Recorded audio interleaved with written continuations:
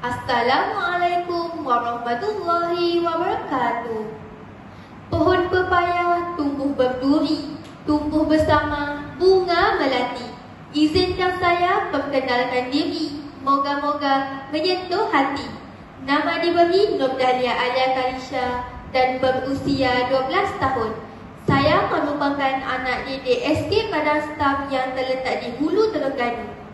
Pada masa lapang, saya gemar memanfaatkan masa dengan membaca buku cerita. Dalam video ini, saya rasa amat teruja untuk berkongsi tentang sebuah buku cerita yang pernah saya baca, yang berjudul Aminah Cinta Puteri Quraisy. Siri motivasi dan nilai murni berjudul Aminah Cinta Puteri Quraisy ini merupakan sebuah novel yang mengisahkan tentang cinta Aminah kepada Abdullah. Novel hasil binaan Zahiruddin Zabidi ini sangat menarik dan syarat dengan pengajaran yang boleh dijadikan iktibar dalam kehidupan sehari-harian. Novel terbitan PTS Literal Utama Sdn Bhd ini diterbitkan pada tahun 2010. Novel ini setebal 247 halaman dan mempunyai 18 bab.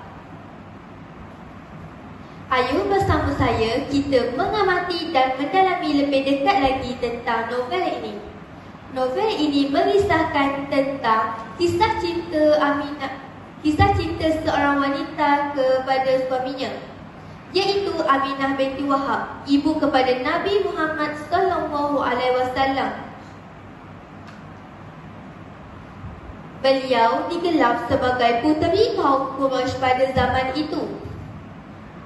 Beliau disatukan dengan pemuda Quraisy terbaik pada zaman itu juga, iaitu Abdullah Abdul Muttalib. Perkahwinan ini dirancang oleh Abdul Muttalib dan Fuad, iaitu bapa saudara Aminah. Aminah berasa bersyukur kerana dapat disatukan bersama-sama dengan Abdullah. Hidup mereka terasa amat bahagia. Namun, segalanya berubah menjadi suram apabila Abdullah diarahkan mengetahui rombongan ke Syam. Begitu juga untuk berdagang. Aminah memberi amanah kepada suaminya. Tetapi hakikatnya, Aminah juga merasa sedih kerana terpaksa terpisah akan dengan suaminya. Tidak lama selepas itu, Aminah berasa tidak sihat dan ia memanggil tabib. Aminah mendapatkan berita yang paling menggembirakan, iaitu beliau sedang mengandung lebih 3 bulan.